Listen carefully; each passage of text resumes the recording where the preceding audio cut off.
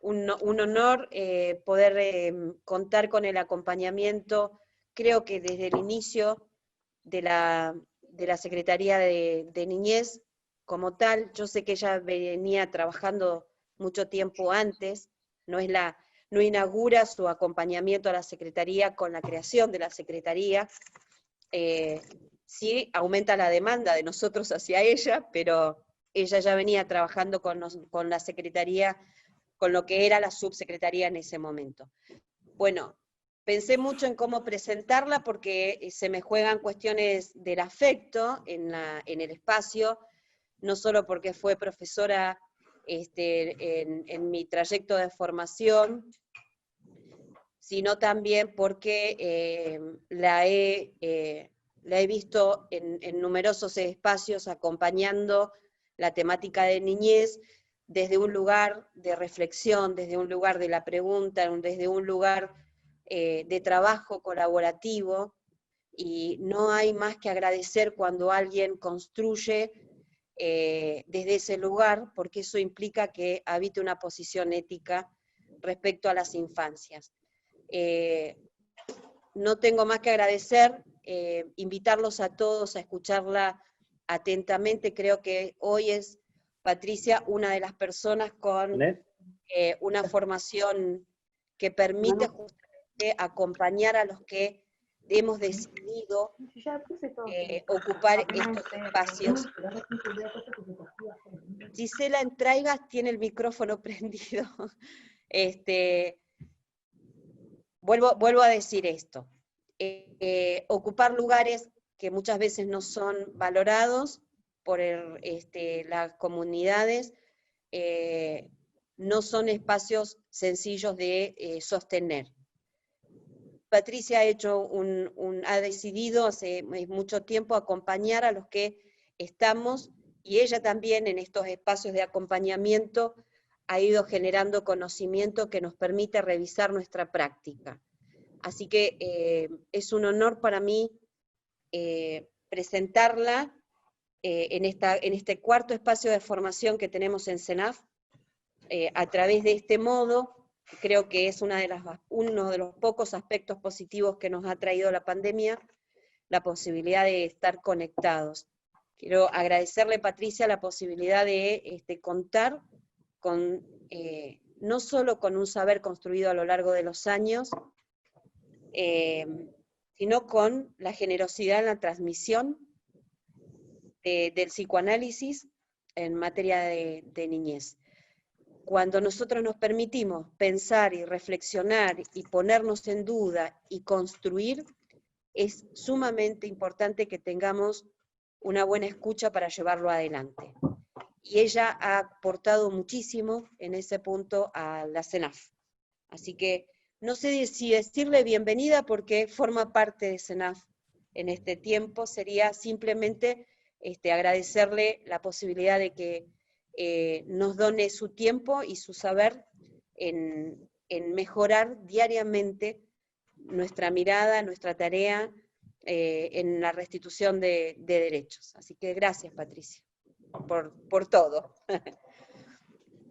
Le dejo la palabra. Bueno, gente, buenas tardes. En principio, la agradecida soy yo, y bueno, me emociona y me llena de orgullo poder estar con ustedes. Las palabras de Roxana creo que exceden en mucho lo que yo puedo brindar. Espero que la expectativa no esté acorde a sus palabras, porque si no vamos a estar complicados. Ahí vamos a tener que hablar del ideal. Yo quisiera, en principio, comentarles que efectivamente hace un montón de años que, en mi caso y en el caso de gente, digamos, que trabaja conmigo en el ámbito universitario, vamos acompañando por tramos a los que quieren, por tramos a los que pueden, y en algunos pocos momentos hemos acompañado justamente a la subsecretaría en un momento, y hoy día plenamente a la secretaría, por decisión de las autoridades. Esto que ustedes están teniendo, que es que una secretaria a cargo de la Secretaría resuelva que ustedes tengan espacios formativos y de reflexión con diferentes profesionales y trabajadores con infancias y adolescencias, es inédito en la política pública rionegrina. Inédito en relación incluso a lo que es el sostén a lo largo del tiempo. En rigor de verdad esto ocurrió en un pequeño momento de manera, digamos, sistemática y resuelta como política pública, pero no duró mucho porque, bueno, en nuestro país funciona muchas veces con algo que un filósofo argentino de nombre Cabanchik llama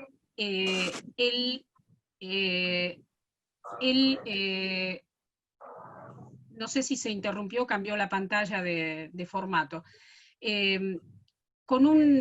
Funcionamos muchas veces con algo que este filósofo que les comentaba llama la guachidad, digamos, ¿no? Obramos muchas veces como si las cosas comenzaran en el momento en el cual nosotros iniciamos o nosotros nos introducimos en alguna cuestión. Yo estoy viendo, yo no sé si es una cuestión de mi pantalla o es en general que ocurrió alguna modificación.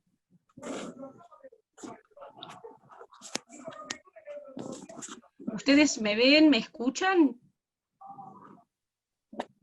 Sí, te escuchamos. Por acá se escucha. Entonces sí, continúo, también. porque de golpe Sí. pasé a ver solamente a 4 personas o 5. Sí, yo estoy en lo mismo, con 4 personas, porque como Entonces que debe ser movieron una algo y cuestión, quedamos en 4. digamos, más general. Sí, como que sale Sí. que Bueno, pero sí se Romina escucha. Anderson está compartiendo su pantalla, eso sería. Pantalla sin querer, sí. Bueno, le Usted pedimos continúe, a Romina que por ahí usted continúe, Patricia. Como que se están revise. configurando. Bien. Bueno, yo les decía que este filósofo habla de la guachidad, que es cuando cada uno de nosotros inicia algo, digamos, y cree que comienza de cero. Ninguno de nosotros comienza de cero. Nuestra historia viene de antes, hay transmisiones y repeticiones que se producen a lo largo de las vidas de las personas y de las vidas de las instituciones, con todo lo bueno y todo lo complicado que eso puede tener. ¿Qué pasó en otros momentos en los cuales se tomó la formación como una cuestión de política pública y duró lo que duró, digamos, la existencia y la voluntad, digamos, de él o la funcionaria de turno? Luego seguimos ininterrumpidamente, pero no, digamos, con la bienaventuranza que ustedes tienen hoy de poder tener incluida la formación y la reflexión como parte de la política pública. Así que yo estuve escuchando y viendo los videos, tanto de Alejandra Vita, como, bueno, los otros videos que ustedes pusieron en marcha, digamos, con anterioridad, y los expositores anteriores hicieron una serie de recorridos muy intensos, muy intensos y muy interesantes, y en algún caso, Norberto Lipski, por ejemplo, reconoció y le dio un lugar importante a este estatuto que tiene la formación de equipos, la formación dentro del funcionamiento de la CENAF. Así que bueno, los remito a ver ese video de Norberto para que ustedes puedan espejarse y reconocerse en las palabras que él desplegó allí. Yo voy a hacer, he tomado una decisión hoy, a veces tomo la opuesta, pero esta vez tomé esta, que es intentar hacer un recorrido lo más llano posible en torno de la terminología que vaya a utilizar, y que en todo caso las preguntas de ustedes complejicen el panorama, porque sé hay gente que proviene de distintas extracciones. Sé que hay gente presente que ya, digamos, ha incursionado en el psicoanálisis en otros momentos, pero sé también que hay gente que aún no lo ha hecho. Entonces, vamos a intentar que esta charla pueda ser un camino de entrada con la menor cantidad de obstáculos posibles, pero el que avisa no traiciona. Los humanos tenemos obstáculos y estamos constituidos por el obstáculo incluso. Entonces en esta charla no van a faltar. Yo decía en broma un poquito más temprano, antes que se incorporaran todos, que no tenía ningún problema en esperar y que si iba a tener algún problema me lo iban a traer ustedes hoy. Así que yo espero que cuando yo termine de hablar me traigan algún problema para considerar. Si lo resolvemos es otra historia, pero por lo menos tráiganlo. Bueno, luego del agradecimiento, que seguramente me queda corto, tanto para Roxana como para toda la gente que está presente y toda la gente que no está presente, pero hace posible que la CENAF funcione, y el agradecimiento a la paciencia y la perseverancia que tienen nuestros niños, niñas y adolescentes a la espera que los grandes entendamos cuál es el lugar que tenemos que ocupar. Arranco. Cuando Roxana me pidió que yo les hablara del modo de transmisión del psicoanálisis que ponemos en marcha desde hace tantos años en el Centro Universitario Regional Zona Atlántica de la Universidad del Comahue, en Viedma, desde la carrera de psicopedagogía y no solo desde ella, me estoy refiriendo a que también transmitimos psicoanálisis en la carrera de ciencia política, y desde espacios tales como, por ejemplo, una cátedra libre de géneros y sexualidades que hay en el curso. Fieles de alguna manera, digamos, a esos espacios y a ese modo de transmisión, a cómo pensamos ese modo de transmisión, hemos puesto en marcha en repetidas oportunidades actividades a las que habitualmente se las denomina en el ámbito universitario actividades de extensión. Fuera del ámbito académico se las nombra como trabajo de campo, o trabajo en terreno, o en territorio, y hemos puesto en marcha también tareas de las que se suele decir, o se las suele titular como tareas de investigación. En muchas oportunidades acompañando el trabajo de trabajadores con infancias y adolescencias. Así nosotros nos denominamos y denominamos a ustedes. Más allá que cada uno de ustedes tiene una profesión, una disciplina o un quehacer específico, los atraviesa el hecho de estar trabajando para las infancias y adolescencias. Esa pregunta de Roxana hizo que vinieran a mi recuerdo muchas producciones y momentos en la transmisión, que debo decir lleva más de 30 años en el curso, ¿no? Creo que cuando ella me planteó esto, a mí se me ocurrieron dos cosas. Una es que la universidad, y en especial el curso, han vigorizado muchísimo la transmisión del psicoanálisis, en oportunidades por el solo hecho de ponerlo a prueba, ¿no? De pedirnos pruebas relativas a que el psicoanálisis sirve, que el psicoanálisis funciona, que el psicoanálisis puede aguantar determinadas temáticas. La otra idea que me vino a la cabeza es como nosotros estamos permanentemente, digamos, trabajando desde la universidad con una idea de universidad en comunidad, para la comunidad, en la comunidad, repito, es como si a un pez le preguntaran por cómo es el agua. De golpe, digamos, produce sorpresa la pregunta, pero es bueno hacérsela. Es bueno, digamos, que Roxana me haya traído esta pregunta, y en ese momento yo, luego de esa sorpresa, pensé, me acordaba de una anécdota, que por ahí alguno de los presentes ya me escuchó comentarla, que tiene que ver con un músico uruguayo, que no recuerdo el nombre, que decía en una entrevista que él tocaba el piano desde muy chiquito, y toda su familia se dedicaba a la música. Y entonces iba de visita a la casa de otros familiares y amigos, donde en todos los lugares hacían música y había un piano en cada casa.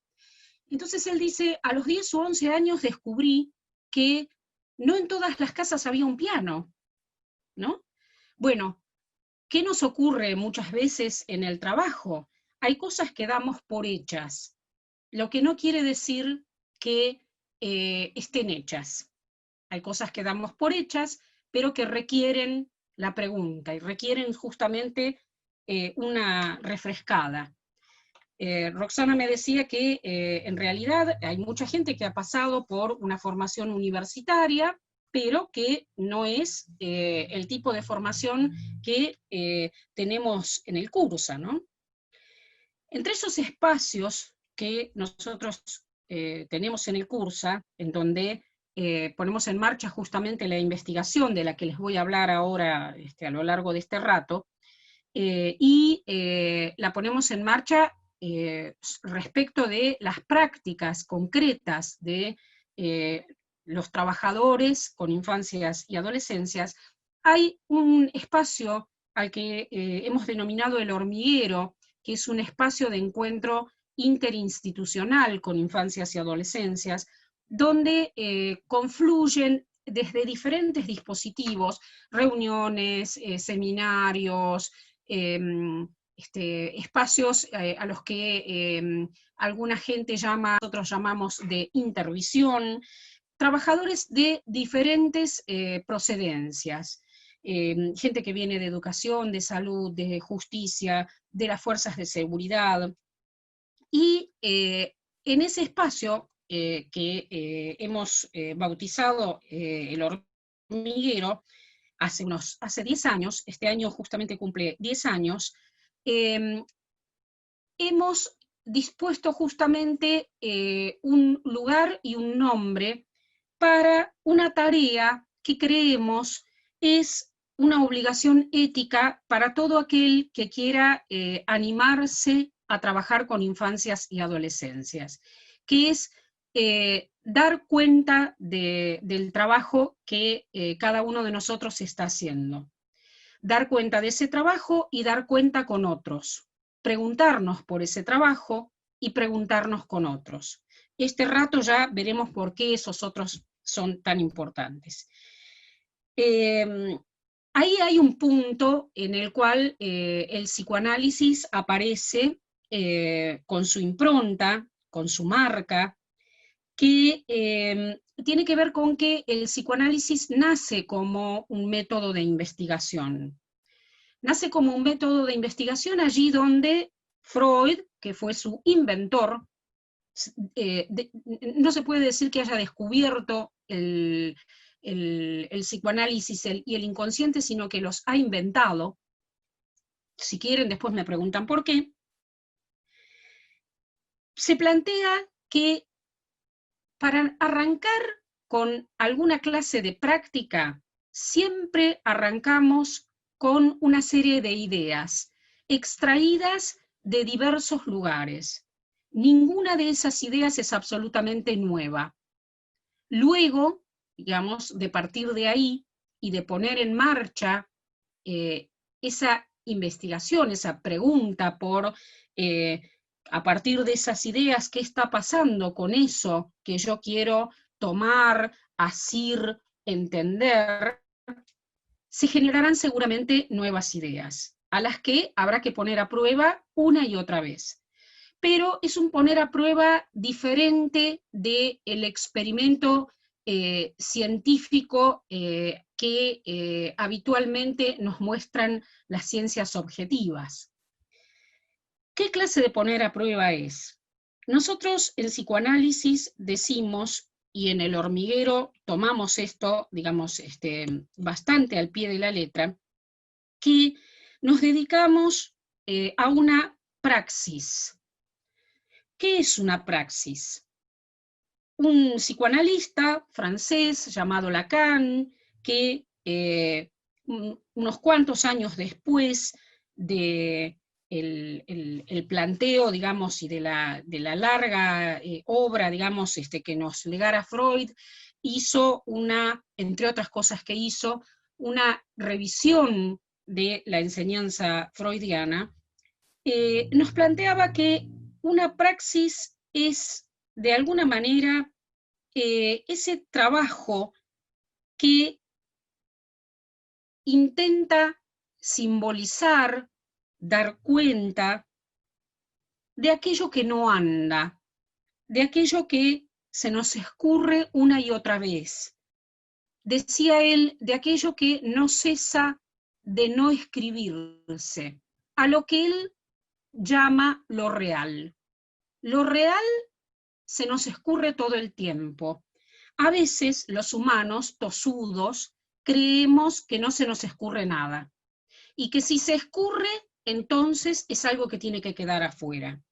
Lamentablemente, en muchas oportunidades eso nos pasa con las infancias y las adolescencias. Ustedes probablemente conozcan psicoanalistas que no le dan el mismo lugar a la práctica, o a la pregunta, o a la investigación acerca de la práctica. Pues bien, a esos psicoanalistas ustedes deberán interrogarlos para que ellos den sus razones. Para nosotros no existe psicoanálisis que no se ponga en marcha a la manera de una praxis. ¿Por qué? Sigo con el por qué. Porque el psicoanálisis nace allí donde el sufrimiento del humano, que estaba y está afectado de cuerpo y alma, no lograba y no logra ser abordado eficazmente por otras disciplinas. En la época en la cual Freud comenzó con su planteo, esa disciplina fundamentalmente era la medicina. Y Freud decía, así todo, soy médico, no soy filósofo. En este sentido, él producía teorizaciones que daban cuenta de lo que ocurría con esas personas concretas a las cuales él abordaba. Él daba cuenta en esas teorizaciones de lo que ocurría en la clínica, y luego el psicoanálisis se fue extendiendo a lo que él llamaba el múltiple interés del psicoanálisis. Seguía ocupándose allí el psicoanálisis de cuestiones bien concretas de la producción humana, no solamente ya del cuerpo, sino de la posibilidad o no de aprender, la posibilidad o no de amar, la posibilidad de vivir o no vivir, el porqué de la existencia de las guerras. Fíjense, algo tan concreto como las masacres que los humanos mismos armamos con excusas diversas y variadas. Sin embargo, Freud sigue insistiendo una y otra vez con que nuestras prácticas nunca son ingenuas. Siempre nos acercamos a partir de alguna idea que tenemos, así sea extraída, insisto, de otros lugares. Vuelvo a repetir que en eso mismo radica la importancia de poder revisar esas ideas, porque hay algo que los seres humanos tenemos como complicación, que es cualquier objeto que ustedes tomen no tiene más que una representación en nosotros. Yo puedo decir una piedra, digamos, puedo decir la palabra piedra, y para alguien puede tratarse de un obstáculo, de algo que le molestó en el pie, o de una piedra preciosa. Hay una anécdota que, se me pegó la palabra anécdota de uno de ustedes, del trabajo con alguno de ustedes en estos últimos meses. A veces son anécdotas, a veces son viñetas y parten de la práctica. Esta es una viñeta. Una mujer a la que yo he escuchado durante bastante tiempo, en un momento determinado, me dice, me olvidé los dientes en la boca. Alguien podría decir, ¿qué es eso? ¿Qué le pasa a esta mujer? ¿No? Bueno, los que vivimos en Viedma sabemos que la boca es un balneario de aquí. cerquita. Entonces, ella se olvidó su dentadura en la boca, en el balneario del Cóndor. Bueno, como ustedes verán, ahí la palabra boca adquiere un sentido diferente según nosotros podamos escuchar. Esto no pasa solamente con algunas palabras, pasa con todas las palabras. Entonces entramos en un terreno sinuoso, en un terreno movedizo. El niño, la niña, el adolescente que nosotros estemos escuchando, va a ser escuchado en función justamente de esta posibilidad que nosotros tengamos de preguntarnos por eso que nos está presentando, en función de esas representaciones que nosotros podamos hacernos. ¿Qué es un adolescente? ¿Todos los niños son iguales? ¿Qué es un niño? ¿Qué es un niño para cada uno de nosotros? Para cada uno de nosotros, ¿es igual el niño por el que nos preguntamos cuando se trata de un niño que forma parte de nuestro círculo familiar, afectivo, que cuando nos preguntamos por un niño con el que estamos trabajando?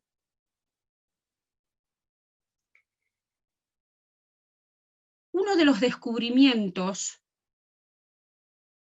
más revolucionarios de Freud tuvo que ver justamente con romper una idea acerca de los niños.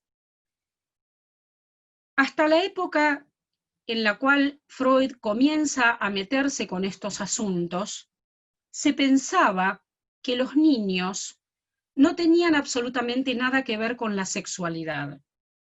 Y se pensaba a la sexualidad como un sinónimo de genitalidad, de relaciones sexuales, de relaciones sexuales anatómicas, incluso, ¿no? Como una función anatómica.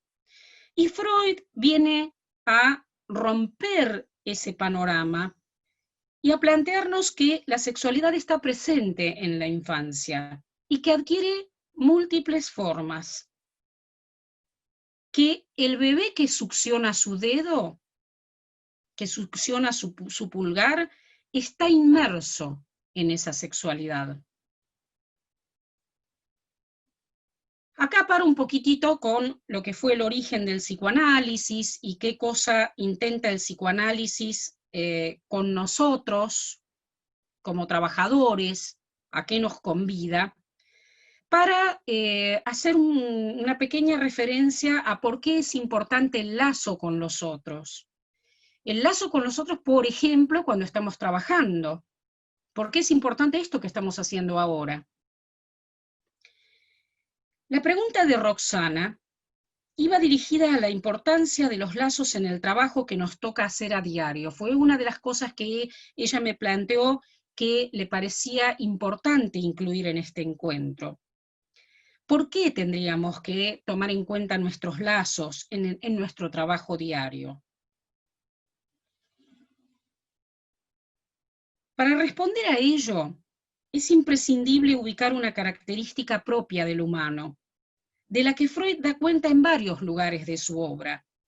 Tal vez uno de los que a mí al menos me resulta más claro es la introducción de un texto llamado Psicología de las Masas y Análisis del Yo, de 1921. En esa introducción, a la que yo llamo el preámbulo, ¿vieron que nuestra Constitución Nacional tiene un preámbulo? Bueno, para mí el preámbulo de nuestro trabajo es este que les voy a leer un pedacito, un recorte del texto Psicología de las Masas. Él dice: la oposición entre psicología individual y psicología social o colectiva, que a primera vista puede parecernos muy profunda, pierde gran parte de su significación en cuanto la sometemos a un más detenido examen. La psicología individual se concreta ciertamente al hombre aislado e investiga los caminos por los que él mismo intenta realizar la satisfacción de sus pulsiones. Después, si quieren, les explico qué es una pulsión. pero por lo pronto piensen que es algo de un intento permanente de satisfacción. Pero dice, solo muy pocas veces y bajo determinadas condiciones le es dado prescindir de las relaciones del individuo con sus semejantes. En la vida anímica individual aparece integrado siempre, siempre, dice él, siempre, efectivamente, el otro, como modelo, como objeto, como auxiliar o como adversario. Y de este modo, la psicología individual es al mismo tiempo y desde un principio psicología social, en un sentido amplio, pero plenamente justificado. Las relaciones de los individuos con sus padres, con sus hermanos, con la persona objeto de su amor y con su médico, esto es, todas aquellas que hasta ahora han sido objeto de la investigación psicoanalítica, pueden ser aspiradas a ser consideradas fenómenos sociales. Así que acá estamos para eso, para considerarnos y considerar nuestra práctica y considerar a nuestros destinatarios, digamos, como parte de ese fenómeno social. La palabra fenómeno luego la vamos a deshacer y la vamos a transformar en otra cosa. Roxana, me tenés que convidar un mate. Bueno, Freud, en ese texto, nos da una serie de razones respecto de por qué no pensar, por qué no podemos pensar, por qué no es posible pensar al humano aislado. La pregunta es, ¿por qué nosotros abordaríamos solitariamente al humano? Nosotros como trabajadores lo abordaríamos en soledad, si en rigor de verdad el método que nosotros debemos utilizar para poder abordar a un humano tiene que tener alguna relación con cómo es el humano, ¿no? ¿Por qué a veces nos empecinamos en pensar que la nuestra puede ser una práctica solitaria? ¿Por qué nos empecinamos en pensar que nuestro método tiene que ser diferente de esa realidad que queremos asir? Bueno, una pequeña vueltita más por el psicoanálisis en la universidad. Yo pensaba cuando leía algo de esto que había escrito para hacerme una guía, para no perder mucho tiempo, en realidad, es esta escritura, porque tenemos un tiempo acotado, que el psicoanálisis y la universidad son como el agua y el aceite. Sin embargo, para cocinar una buena pasta, la olla tiene que tener agua y aceite. También tiene que tener sal, creo yo. Entiendo que quienes comen sin sal, pero para mí tiene que tener sal. Pero el agua y el aceite son necesarios allí. ¿Qué pasa?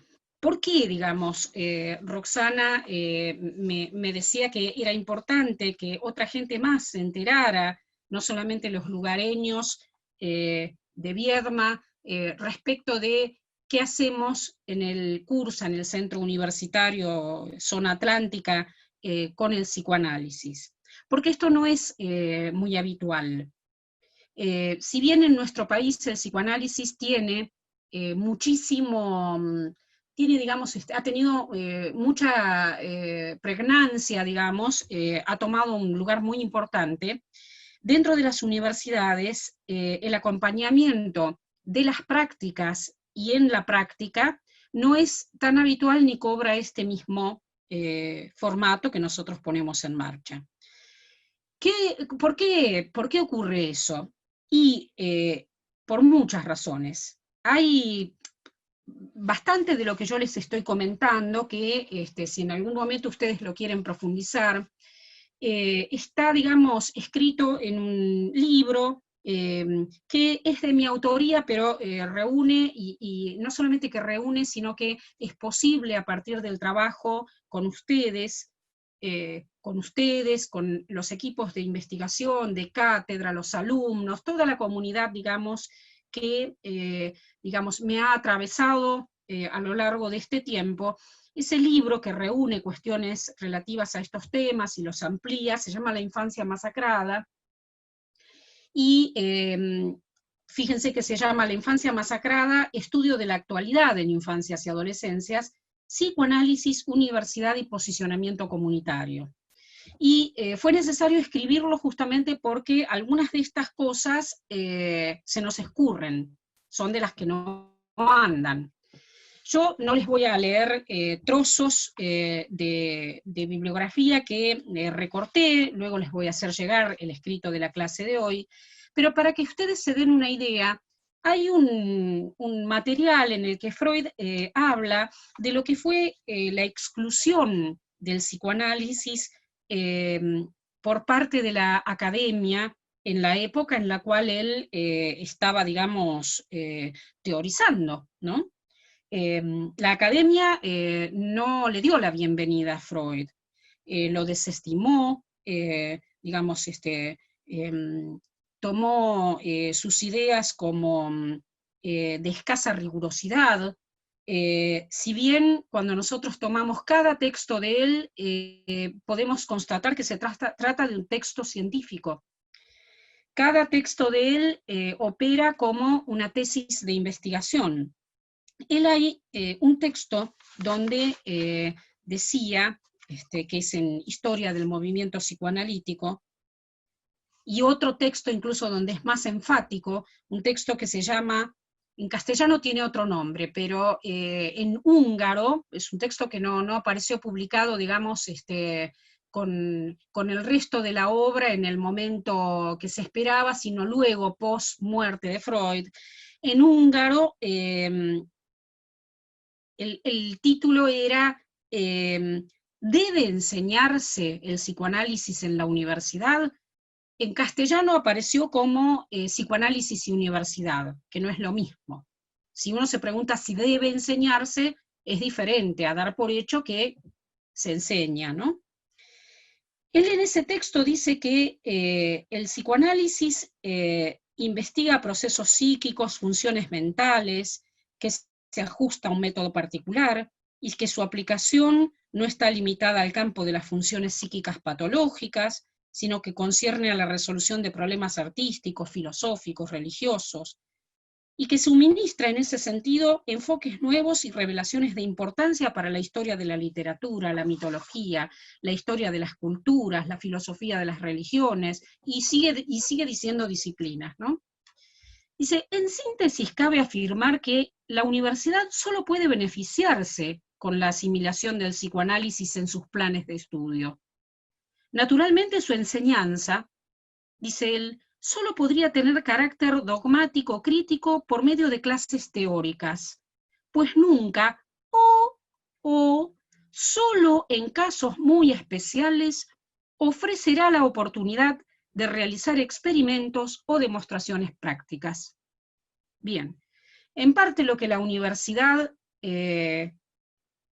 no le permitió al psicoanálisis, en parte justamente la, digamos, amargura que Freud tuvo que transitar a lo largo de unos cuantos años digamos, intentar, digamos, que sus ideas fueran aceptadas, hizo justamente que se buscaran otros medios que no fueran dentro de la universidad y que se generaran instituciones psicoanalíticas más allá de la academia.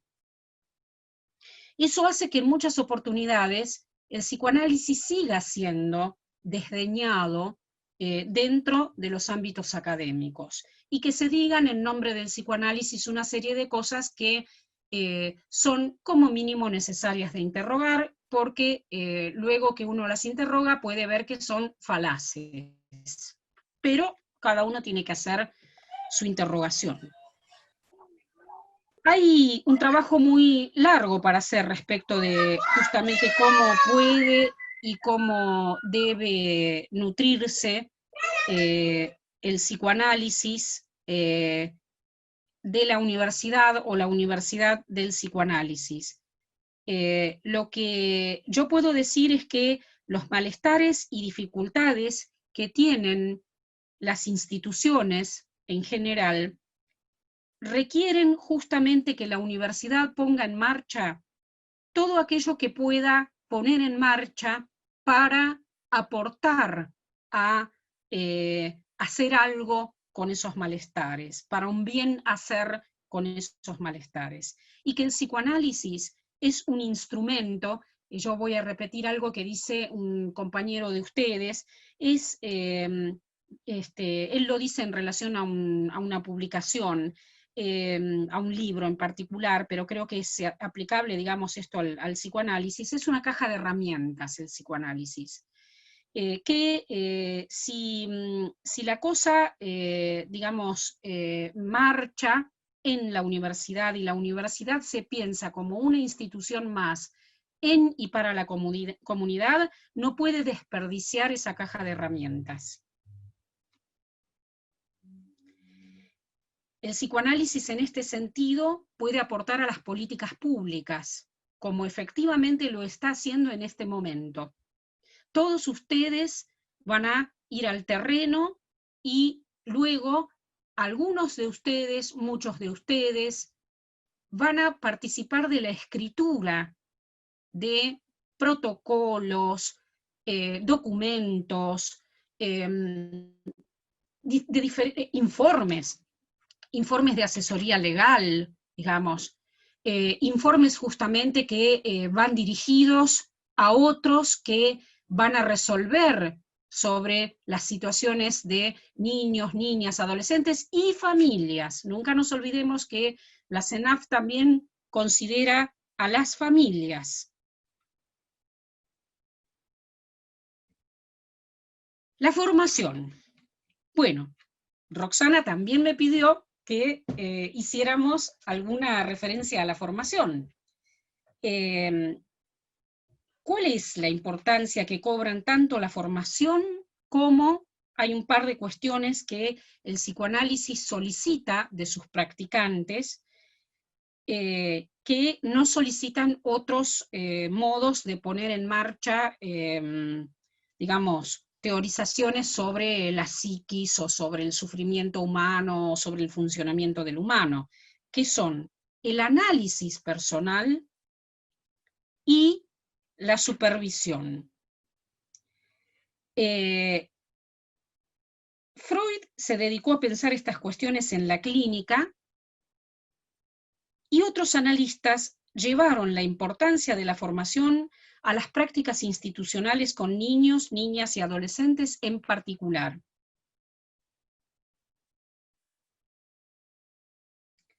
Tal es el caso de un psicoanalista inglés que se llamó Donald Winnicott, que inició su trayectoria siendo pediatra.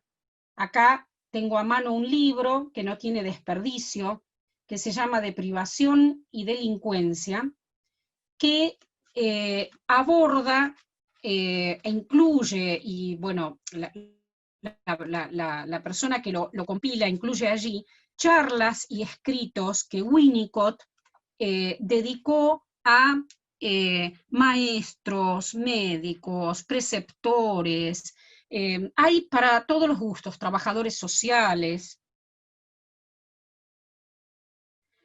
Winnicott, una de las cuestiones que decía es que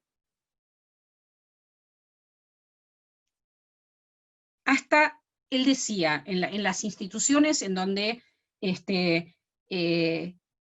él trabajaba con niños, y para esa época había jardín, había tierra alrededor, había pastito, había flores, había algún arbolito.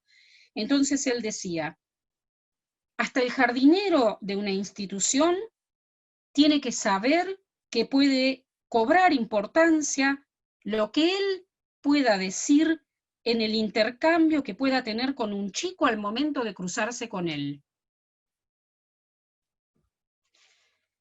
¿Por qué es importante el análisis personal?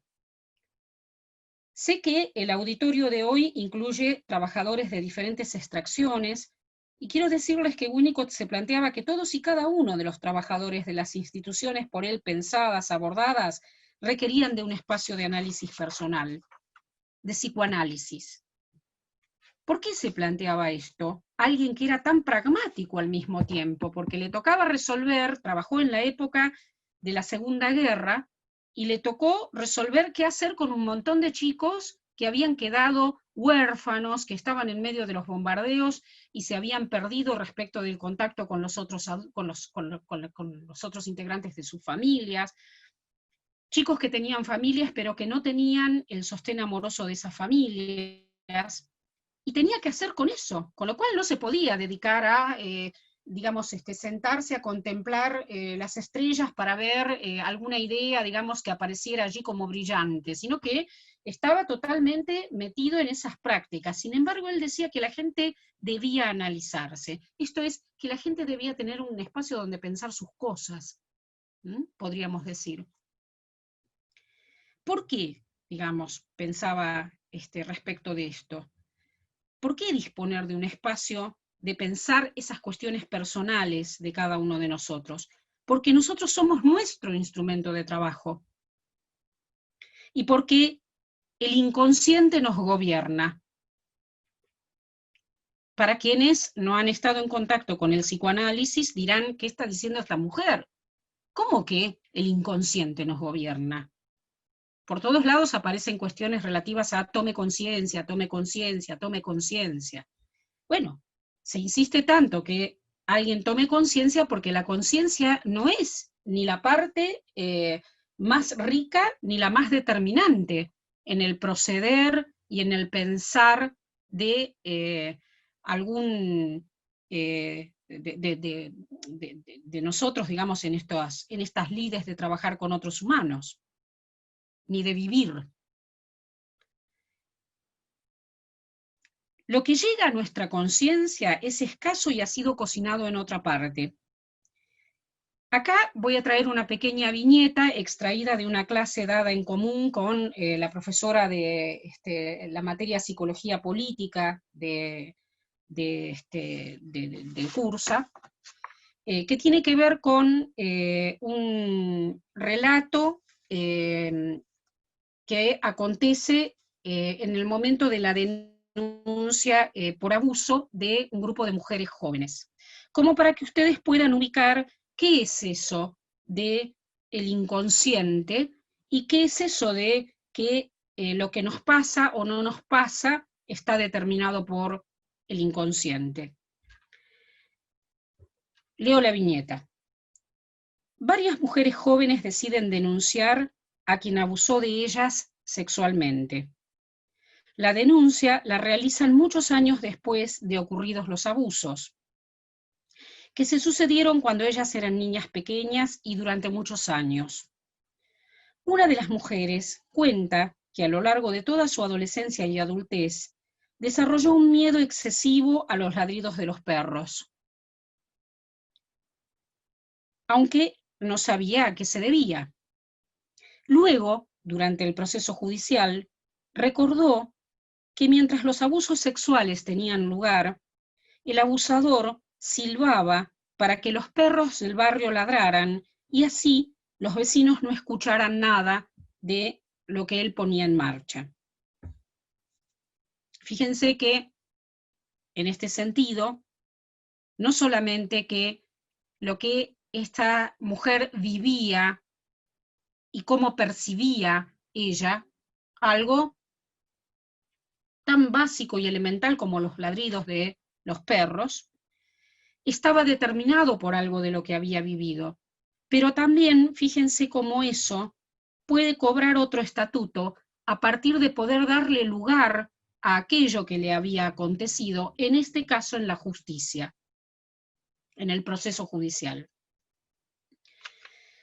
Gran parte de nuestro deseo, como gran parte de nuestro sufrimiento, están enmarcados por efecto de la articulación de marcas de nuestra historia y de la historia de nuestros predecesores, de nuestras familias,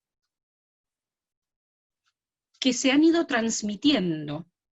Hay una clase sobre familia que sé que en algún momento CENAF va a poner a disposición de ustedes, donde yo hablo bastante más de esta cuestión de la transmisión de lo familiar, ¿no?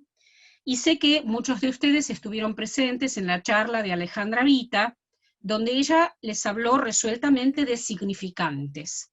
Los significantes son palabras, pero no cualquier palabra. Son palabras que cobran un sentido importante para el sujeto a partir de la relación con otra palabra. En esa relación entre palabras es que aparece el sujeto, lo que nosotros llamamos sujeto. No se trata, en el sentido de las marcas, de marcas justamente fácilmente accesibles a nuestra conciencia. Esas marcas y sus articulaciones determinan incluso lo que nosotros vayamos a percibir. A riesgo de ser insistente con los ejemplos, yo les voy a poner otro ejemplo más.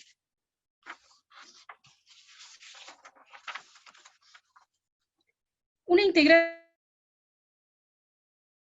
del equipo de cátedra, el equipo de cátedra de psicoanálisis, que ya no está dentro del equipo, estudió psicología en la Universidad de La Plata, en un edificio cuyas aulas se encontraban en un sótano y requerían de luz artificial. Ella cuenta que en ocasión de estar cursando una materia X, se produce un apagón. Al instante siente que la tomaban del brazo como pellizcándola fuertemente. Traten de imaginar a cualquiera de ustedes siendo pellizcado por la profe. Al retornar la luz, ve a la profe, ahí les adelanté, ve a la profesora de la cátedra con sus uñas hundidas en su brazo. Queda paralizada viéndola por un instante, porque la profesora no la soltaba, que alcanzó para que la profe comenzara despacito a soltarla y a pedirle disculpas, explicándole que en la época de la dictadura ella se encontraba cursando en esas mismas aulas y que las fuerzas de seguridad producían apagones y procedían, digamos, a llevarse a los compañeros de manera tal que al retornar la luz ya no estaban.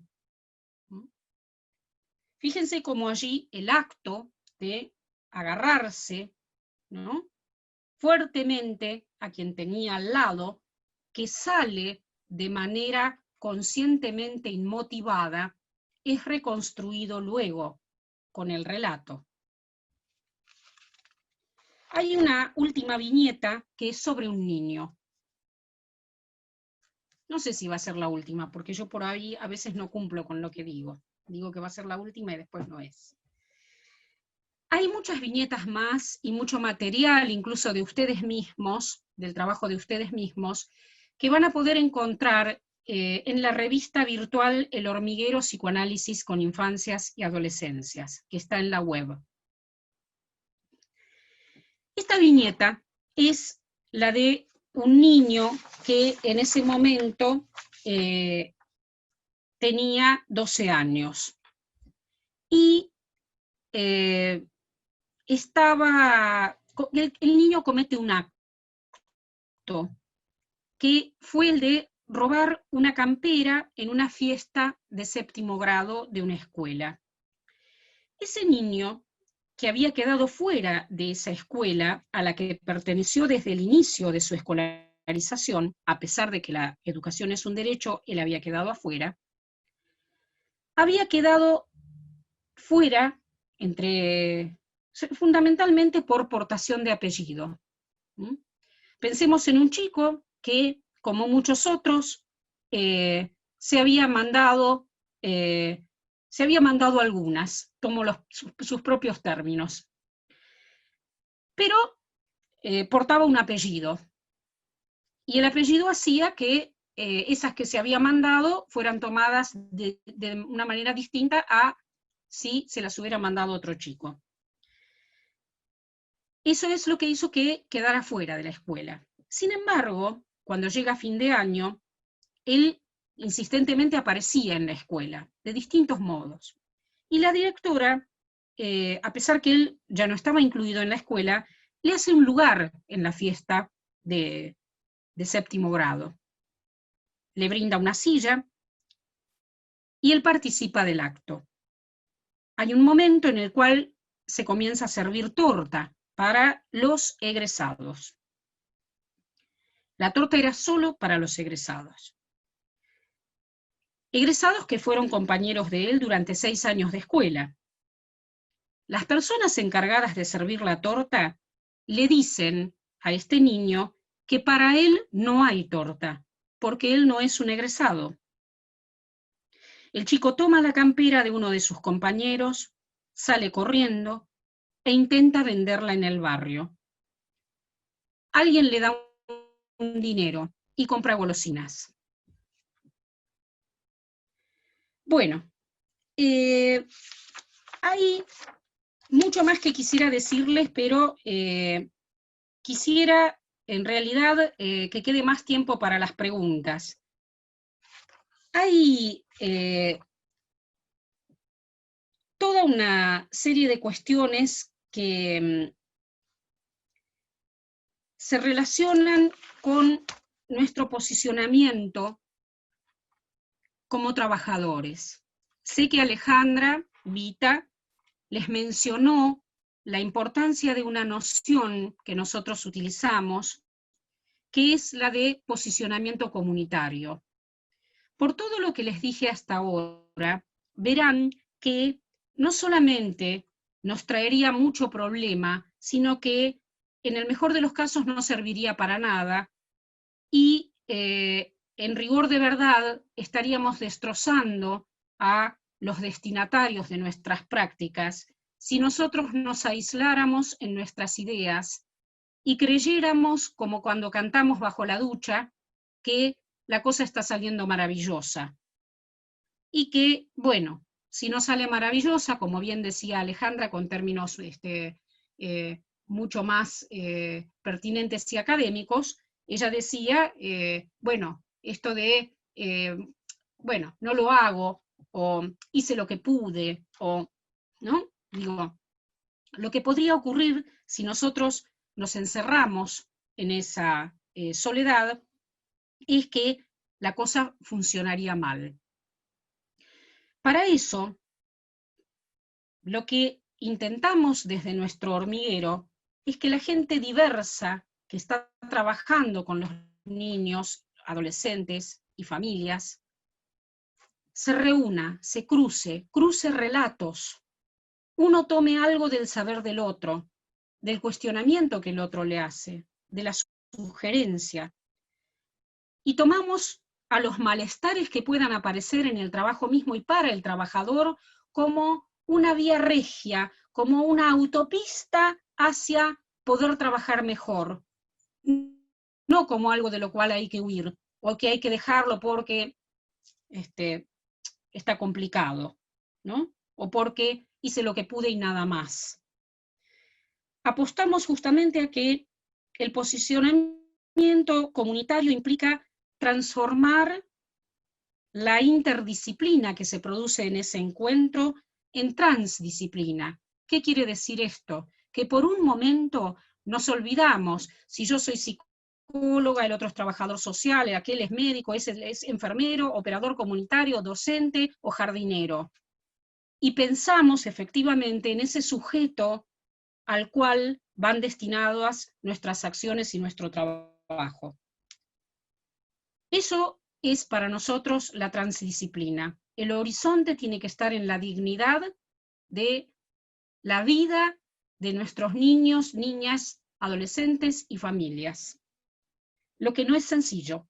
Por eso, nuevamente, hay que recurrir, digamos, a juntarnos. Hay un documento público que está publicado en la revista El Hormiguero, que no tiene desperdicio, que es del trabajo de muchos compañeros de ustedes, en un seminario que tuvimos en el año 2013 o 2012, no recuerdo, que se llama Nuestras infancias y adolescencias sostenidas en la pregunta de nuestros trabajadores. Fue elaborado por los trabajadores. Léanlo, no tiene desperdicio. Ellos plantean justamente allí cómo llegaron, para qué les sirvió ese seminario que duró 1 año. Recuerdo que eran 182 personas que unánimemente resolvieron que fuera semanal y no quincenal. Nosotros queríamos que fuera quincenal y ellos quisieron que fuera semanal, ¿no? y plantean allí, de propia boca de sus compañeros, lo pueden leer, cuál es el efecto que tiene la formación y el juntarse con otros en las prácticas. Cada uno de nosotros trae una inquietud en esos espacios que generamos acerca de la situación abordada, y cada uno de nosotros produce y propone una revisión que excederá entonces su propia disciplina o quehacer. Esa es la riqueza que puede tener el trabajo comunitario. Alojar lo común en el humano. ¿Saben qué es lo común en el humano? Lo común en el humano, y acá lo voy a parafrasear a Jorge Alemán, que es un psicoanalista que su obra tampoco tiene desperdicio, lo común en el humano es la diferencia. Y para alojar la diferencia tenemos que juntarnos muchas veces. Otro psicoanalista, que es Rolando Carotti, dice respecto de cómo estamos en nuestra época, ¿no? Él dice, cada uno está con su plus de gozar, con su grupo, su religión, su modo de goce sexual, su idea de ser hombre o mujer, cada uno por su lado, pero todos juntos los que gozan de un modo similar y los otros segregados. En este estado de cosas tenemos individuos que son, él dice, proletarios, ¿no? Son pobres en ese sentido. Un individuo indiviso que no reconoce al otro y por eso no hace lazo social. Bueno, ante esa realidad es que nosotros tenemos que hacer todo lo contrario y preguntarnos con Winnicott, ahora sí, es lo último que digo, ¿qué es un niño? Él decía, los niños que protagonizan hechos de violencia tienen para los adultos el mismo efecto que la bomba atómica. Yo creo que esa afirmación de Winnicott puede extenderse en una pregunta que es, ¿qué cosas de los niños y adolescentes que acompañamos son para nosotros una bomba atómica?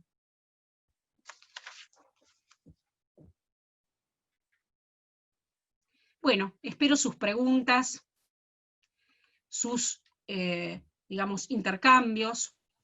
Bueno, gracias Patricia. Lo que vamos a hacer es, porque si abrimos todos los micrófonos se va a perder la posibilidad de la conectividad que estuvo fantástica casi en todo el espacio donde pudimos escucharla.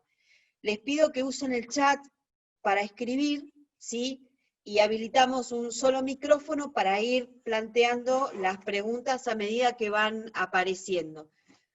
Si les parece, úsenlo y van planteando por esa vía para no interferir en el sostenimiento del espacio, ¿sí? Así que les doy un ratito, escriban todo lo que quieran y Patricia va a ir respondiendo el tiempo que podemos destinar, unos 20, 30 minutos más, sin ser muy abusivos. Así que, por favor, hagan uso del espacio, escriban si tienen alguna inquietud y demás. Mientras escriben o piensan, les cuento que vamos a mandar, así como hicimos con Alejandra Vita, los materiales que fue nombrando Patricia, que la mayoría está en un soporte digital. El de Winnicott lo vamos a mandar, si alguien lo quiere, lo tenemos. Y también el documento que se escribió en el 2013 del hormiguero, también, entre otros, con algunos artículos de la revista para que puedan... No está escribiendo nadie preguntas, yo estoy hablando... Ahí está, bien. Gente, anímense, porque si no van a tener que seguir escuchándome, y eso no creo que sea negocio, ¿eh? Sí, le leo, empiezo con la primera. ¿Podría desarrollar un poco más el análisis que propone? ¿Será un dispositivo? ¿Lo hace uno individualmente? Bueno, es muy interesante la pregunta, porque, a ver, para alguien que va a ser psicoanalista, que va a dedicarse plenamente al psicoanálisis, el análisis personal es imprescindible, digamos. Yo voy a ver ahora si tengo acceso acá a compartir la pantalla, voy a ver, y mostrarles un gráfico.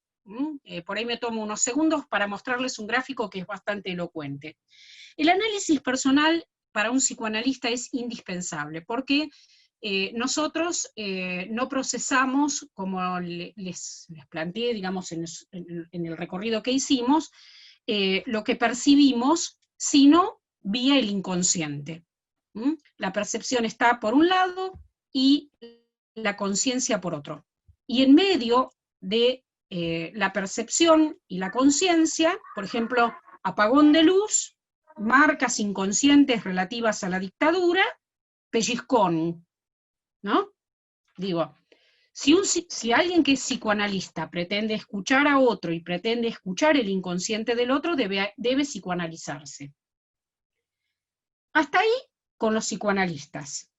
Pero, ¿qué de aquellos que no son psicoanalistas, no quieren ser psicoanalistas, no les interesa, digamos, dedicarse al psicoanálisis, a escuchar, digamos, el inconsciente plenamente de otras personas, de lo pleno que se pueda escuchar, pero que efectivamente requieren de los instrumentos del psicoanálisis para poder trabajar, digamos, con humanos? Bien, ahí viene algo de lo que algunos psicoanalistas y Freud mismo planteaban como esta distinción entre el análisis personal y las supervisiones. Las supervisiones son puestas en marcha justamente de las prácticas y las escuchas que cada uno de nosotros va haciendo con otros que escuchen, que habitualmente dentro de los dispositivos de los que podemos procurarnos, no son solamente los compañeros de trabajo, sino alguien que haga psicoanálisis y que esté, digamos, abrazando la temática en cuestión. Allí es muy probable, es altamente probable, que algo del orden del inconsciente de cualquiera de los trabajadores que está presente allí se conmueva. ¿Y qué pasa ahí? Y pueden pasar dos cosas. Puede pasar que algo de eso se pueda trabajar allí mismo, en ese espacio, que podríamos llamarlo tranquilamente un dispositivo posible, que no es el análisis personal. Eso, imagínense que si se lo ha llamado análisis personal es porque hay otro análisis posible que los viejos psicoanalistas llamaban análisis de control a esas supervisiones, y que nosotros llamamos intervisiones. Bueno, esas supervisiones o intervisiones grupales se pueden transformar en un punto en una reunión extra que puede ser individual para pensar alguna cosa que conmovió allí. Pero a veces ocurre que ahí mismo surge la necesidad de ese trabajador de buscar un espacio donde pensar esas cosas que se le han conmovido. Hay en determinado momento el trabajo, no solamente este que hacen ustedes, pero el que hacen ustedes, que hacemos nosotros, digamos, con los niños, niñas, adolescentes y familias, conmueve en muchas oportunidades nuestras propias marcas, ¿no? ¿Qué es un niño, por ejemplo? ¿Es el niño que yo fui, el que no pude ser, el que quise ser, el que otro quisiera que yo hubiera sido? Esas cuestiones se remueven y muchas veces producen angustia u otro tipo de malestar, ¿no? El sostén a lo largo del tiempo de actividades como la que ustedes están haciendo hoy, muchas veces ocasiona malestares del orden de el enojo, la molestia, y entonces, bueno, uno dice, es por tal cosa, es por tal otra, y a veces es, entre otras cuestiones, porque se están acercando en esas cosas que se van transitando en esos espacios, a cuestiones personales que habían quedado absolutamente fuera de la conciencia, que no están presentes en la conciencia. pero que existen y operan. No sé si hasta ahí contesto algo de lo que... Hay una pregunta que plantea si las situaciones o lo que ocurre en los primeros años tiene implicancia en la adultez, digamos. A mí me parece, llevándolo al ámbito de los espacios nuestros, de los hogares, los CAINAS, si podría desarrollar puntualmente el tema de por qué es necesario revisar permanentemente el trabajo que hacemos en cuanto a la relevancia que cobra la mirada, la palabra y la intervención en estos espacios de restitución de derecho, ¿sí?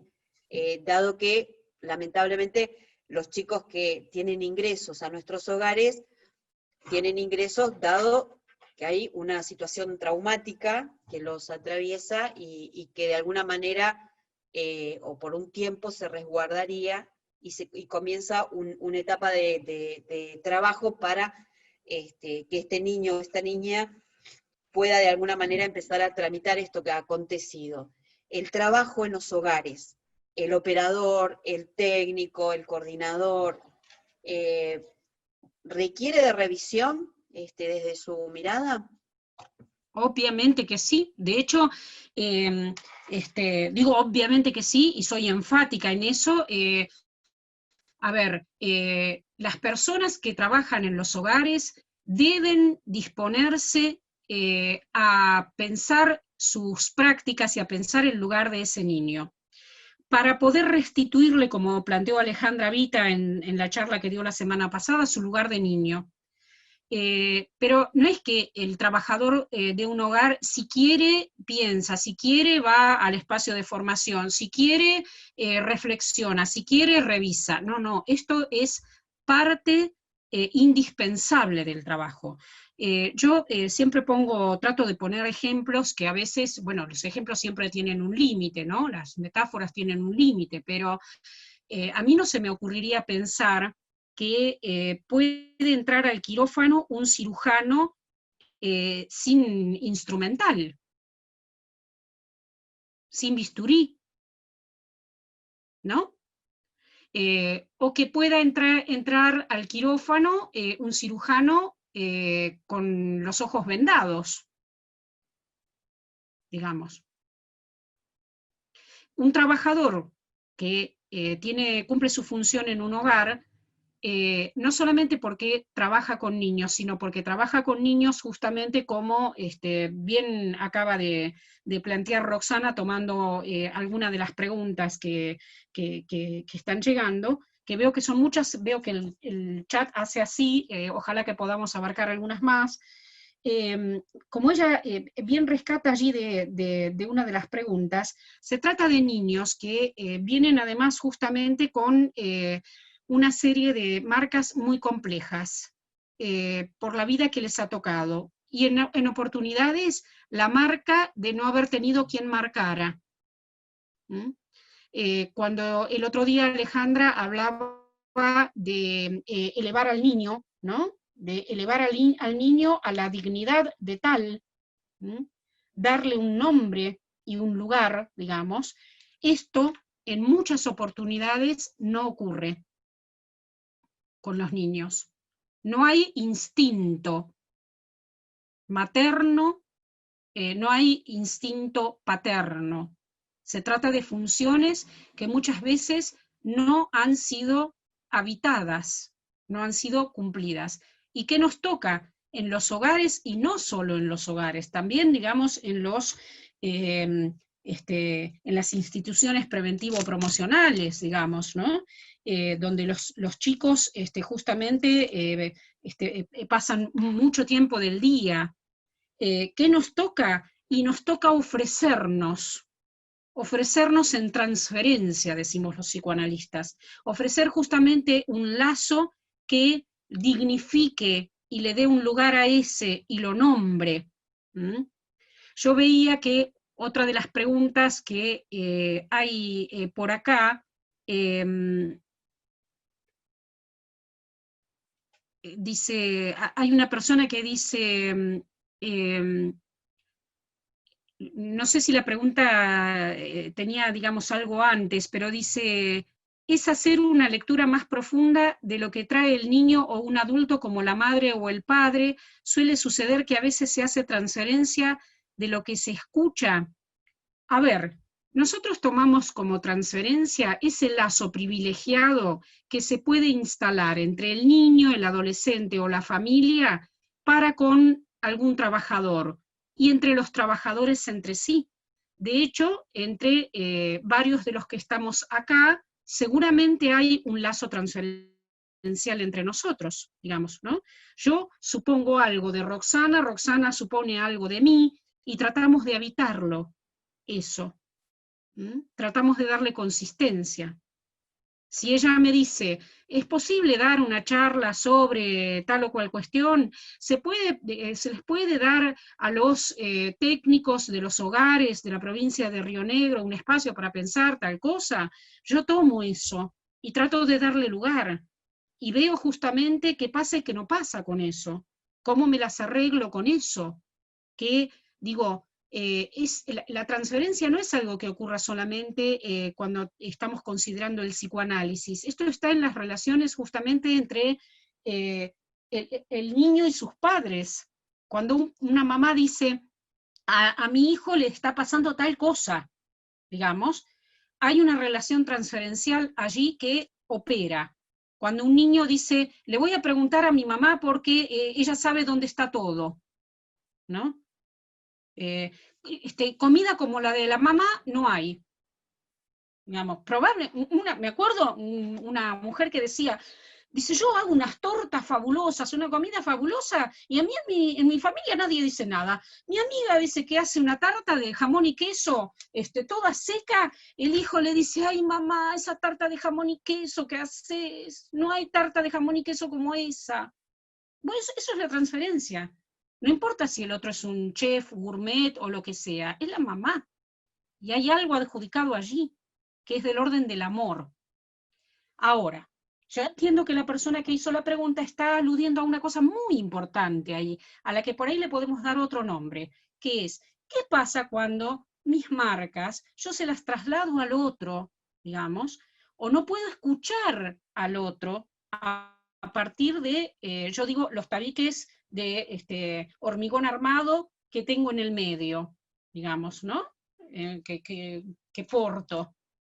Bueno, lo que ocurre allí justamente, algunos psicoanalistas de la escuela inglesa a la que Winnicott pertenecía, inspirados en una gran psicoanalista de niños que se llamó Melanie Klein, dirían, y bueno, uno está ahí proyectando, uno está poniendo en el otro cosas de uno. Ahora, siempre estamos ante una dificultad, que es, ¿hay que ofrecerle al otro algo de nosotros? Sí. Maldita sea la palabra, ¿cómo la llaman? Distancia operativa, que ha hecho estragos, ¿no? Yo entiendo que quienes la pensaron en la psicología social la pensaron de otra manera, pero se ha traducido en, no, vos allá y yo acá, digamos. No, digamos, hay que poder ofrecer un lugar de alojamiento para esos niños. Luego tenemos que pensar y repensar qué le ofrecemos. Me acuerdo de una compañera, un grupo de compañeros de ustedes que traían la situación de un niño que se ponía, digamos, muy inquieto, con excitaciones, digamos, psicomotrices, se golpeaba contra las paredes, y demandaba cosas, ¿no? Entonces, en un momento determinado demandaba que quería una moto, quería una moto, quería una moto, quería una moto, quería una moto. Los operadores del hogar ya no sabían qué hacer con eso. Y entonces la compañera dice, una coordinadora era, que dice, yo les pregunté, bueno, ¿quién de ustedes es el que tiene una llegada mayor? ¿No? Y bueno, ella dice yo, y los demás acordaron con que era ella la que... Entonces, bueno, ¿qué hizo ella?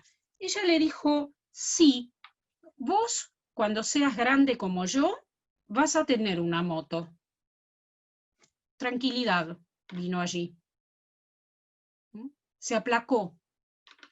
Porque no es la moto, ¿no? O estrictamente la zapatilla, o el chocolate, es un lugar en el otro, que a veces puede venir de la mano de un objeto. Perdonen que yo pesco a veces algún chat que viene ahí, digamos, hay preguntas interesantísimas sobre los pueblos originarios, pero había otra pregunta en relación a si es tan importante un espacio de análisis personal para los trabajadores, porque esto no es ofrecido desde el Estado. Es muy buena esa pregunta. Yo me preguntaría también por qué no es ofrecido desde el Estado de una manera, digamos, amplia para acceder el tema de que haya, digamos, espacios psicoterapéuticos para los niños, niñas, adolescentes y familias desde el ámbito público. Estamos en una provincia en la que extrañamente, por alguna razón, no hay servicios de salud mental para niños en funcionamiento. Hay otras provincias en las cuales hay servicios de salud mental. Que haya un servicio de salud mental para niños, niñas, adolescentes, familias, no es psiquiatrizar al niño o al adolescente, es ofrecer un espacio justamente donde incluso se le permita una vuelta más, digamos, de rectificación a algunas cosas que en muchas oportunidades las transferencias entre padres e hijos no llegan a poder cubrir. Cuando un padre o una madre resuelven consultar, es porque se le quemaron los papeles, digamos, ¿no? Bueno, ahí tiene que haber quien reciba eso. Y efectivamente, los espacios donde los trabajadores puedan pensar sus cuestiones tendrían que ser, digamos, ojalá que en un futuro, digamos, haya disponibilidad de eso. Freud tenía la esperanza que iban a haber servicios públicos donde poder hacer psicoanálisis y que la gente consultara allí si no tenía el recurso económico para poder pagar el tratamiento. Bueno, sobre los pueblos originarios y demás, hay muchísimo para poder, sobre los orígenes, digamos, ¿no? Sobre qué hay cuando se cree que no hay nada. ¿Qué lugar tiene la historia? Bueno, Patricia, no vamos a poder responder todas. Hay muchas. Yo lo que puedo hacer, si les parece, tomamos todas las preguntas, ¿sí?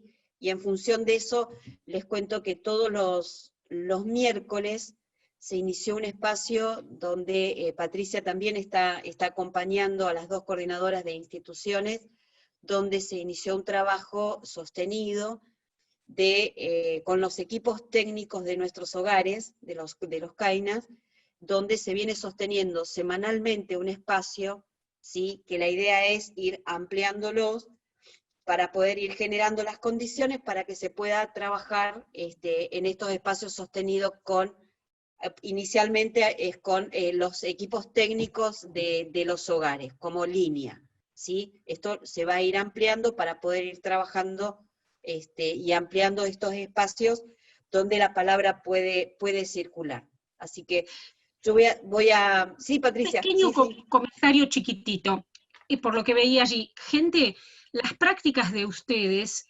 nosotros las hemos denominado cuando funcionan así, que funcionan aportando para que el niño, niña o adolescente se subjetive, se dignifique.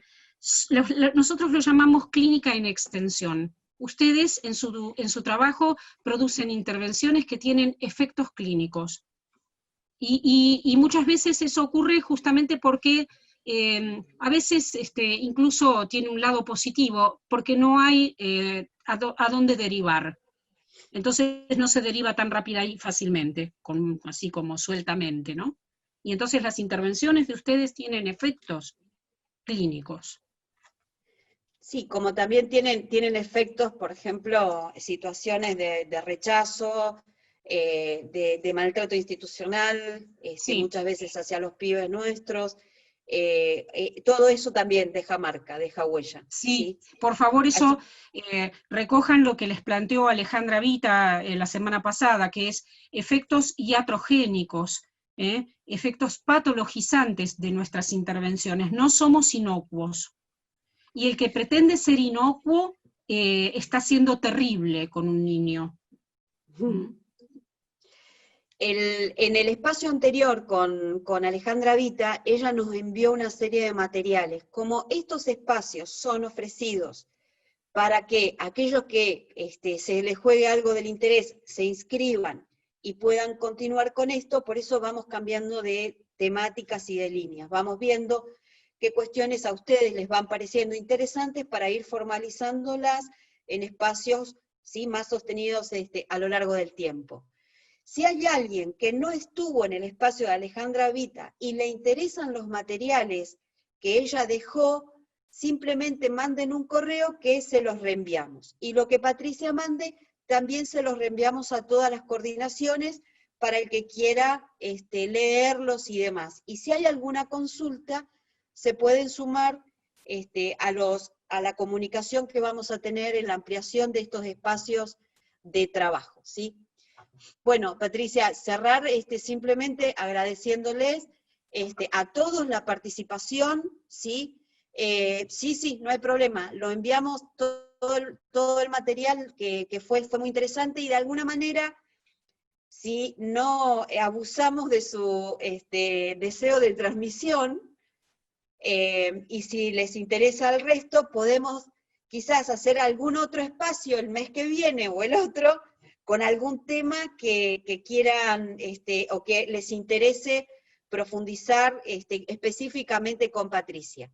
Nosotros habíamos armado un espacio de formación para trabajar grupalmente con varios profesionales muy reconocidos en nuestro país, y quedó truncado por el tema de la pandemia. Yo me resisto un poco a ponerlo en funcionamiento ahora, porque la riqueza va a ser el encuentro, la discusión, el material, lo que se pueda generar internamente es para nosotros los trabajadores de SENAF. Es un espacio donde después se van a ir sumando otros. Pero en esos espacios la línea es poder revisar toda nuestra práctica en relación a cómo miramos, cómo intervenimos, cómo articulamos con familia de origen, con los equipos técnicos y demás. Así que esto es lo importante, de que nosotros estemos con el esfuerzo que implica esta época y la historia, que también a veces pesa, en ir construyendo estos lazos que nos van a permitir, no solo en la restitución de derechos, sino el solo hecho de revisar nuestras prácticas va a marcar la diferencia entre un trabajador que no ve la diferencia entre instalar algo del cariño, la mirada, el acompañamiento y el valor de su intervención en alguien que no lo registra como tal. Nuestro trabajo es sumamente importante, así que si, Patricia, en algún momento usted tiene algún tiempo, podemos conformar un espacio más, dado el interés en las preguntas y demás, ¿sí?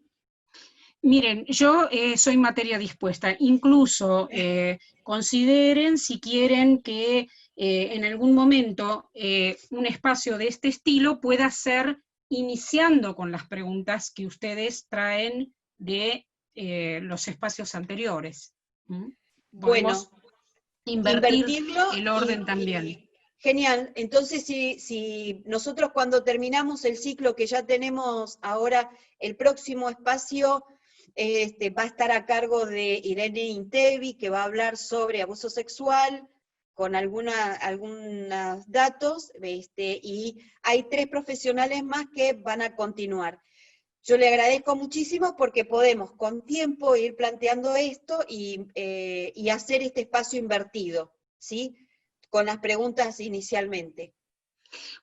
Yo dejo una inquietud. Yo no sé si las preguntas del chat terminan quedando cuando uno hace la grabación, pero bueno, obviamente que si eso es posible disponerlo, yo las tomaría, digamos, como para poder incluirlas en otros espacios, le demos el formato que le demos, claro. Bien, sí, bueno, Patricia, muchísimas gracias. Toda la CENAF, más de 100 personas que están en estos momentos, estoy segura de que también le agradecen la posibilidad de contar y de su transmisión del psicoanálisis, ¿sí? Muchísimas La agradecida soy yo, y bueno, insisto que es muy bueno contar con que estén dispuestos a hacer lo que hay que hacer para con nuestros niños, niñas, adolescentes y familias. Gracias, Patricia. Bueno, un abrazo a todos, nos mantenemos en contacto, escriban por privado y reenviamos todos los materiales que tenemos, y nos ponemos en contacto en la próxima clase, la número 5, que va a estar Irene Intevi, ¿sí? Así que gracias, Patricia, de corazón, muchas gracias. Besos. Gracias Chau, a chau a ustedes. todos, nos vemos, cuídense mucho. Chau, chau. Chao, gracias.